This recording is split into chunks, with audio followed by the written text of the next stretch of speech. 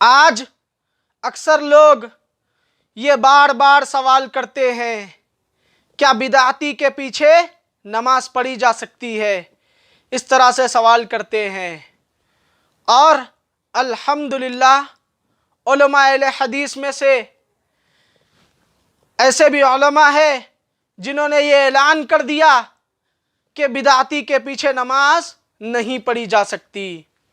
اور یہ سوال کرنے والے یہ بھی کہتے ہیں کہ صحیح البخاری حدیث نمبر 694 میں حدیث موجود ہے کہ اللہ کے نبی صلی اللہ علیہ وسلم نے فرمایا، اگر امام سنت کے مطابق نماز پڑھے تو اسے بھی ثواب ہے اور تمہیں بھی، اگر وہ نہ پڑھے تو تمہیں تو ثواب ہے، اس کے لیے وبال ہے۔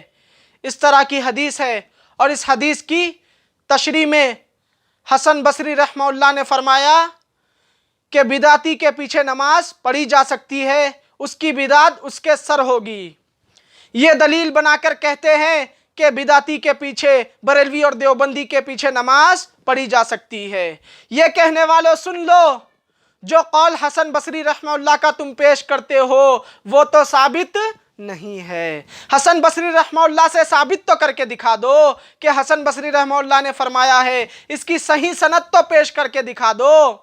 حسن بصری رحمہ اللہ سے صحیح سند کے ساتھ قول نہیں پیش کر سکتے۔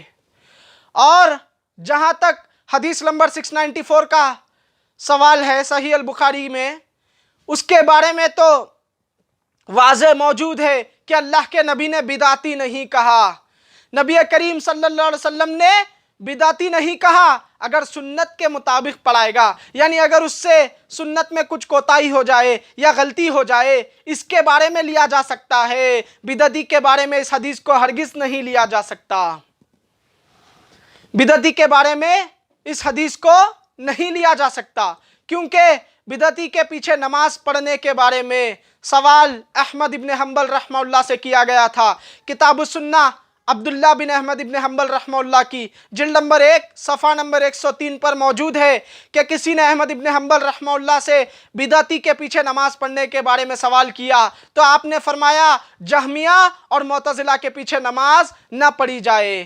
آج کے جو بریلوی اور دیوبندی ہے، یہ جہمیہ بھی ہے، معتزلہ بھی ہے، اللہ کی صفات کی تعویل کرتے ہیں، اللہ کو عرش پر نہیں مانتے، اللہ کے عرش پر ہونے کا انکار کرتے ہیں۔ اسی لیے آج کے جو بدعتی بریلوی اور دیوبندی ہے، یہ جہمیہ بھی ہے، معتزلہ بھی ہے، اسی لیے ان کے پیچھے نماز نہیں پڑھی جا سکتی۔ اور اسی طرح سے امام بخاری رحمہ اللہ کا بھی قول موجود ہے، خلق افعال العباد صفحہ نمبر 22 ہے، اور اس کی سند بھی صحیح ہے۔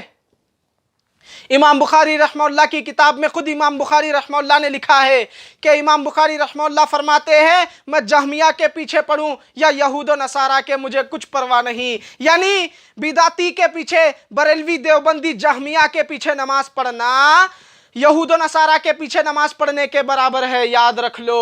اسی لیے بدعتی کے پیچھے نماز نہیں پڑھی جا سکتی۔ ارے تم بدعتی کو امام بنانے کی کوشش کرتے ہو، تم بدعتی کو امام بنا کر اس کے پیچھے نماز پڑھتے ہو، وہ تو تمام کی تمام نماز کو تبدیل شدہ کر دیتا ہے، وقت کو تبدیل کر دیتا ہے، تکبیر تحریمہ سے لے کر سلام پھیرنے تک سنت کی مخالفت ہی مخالفت کرتا ہے، اور اس کے علاوہ بھی دیگر بدعتیں اس میں موجود ہے، تم اس کو امام بنانے کی بات کرتے ہو۔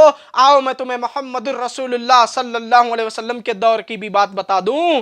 سنن ابو داؤد کی حدیث ہے، حدیث نمبر 481، اور اس کی سند حسن ہے۔ اللہ کے نبی صلی اللہ علیہ وسلم نے ایک امام کو قبلے کی جانب تھوکتے ہوئے دیکھا تو فرمایا کہ یہ تمہاری امامت نہ کرے۔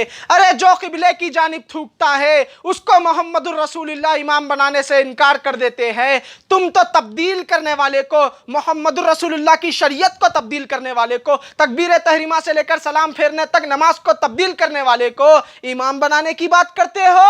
ہرگز نہیں بنایا جا سکتا۔ نہ بریلویوں کے پیچھے نماز پڑھی جا سکتی ہے، نہ دیوبندی امام کے پیچھے نماز پڑھی جا سکتی ہے، نہ کسی بدعتی کے پیچھے نماز پڑھی جا سکتی ہے۔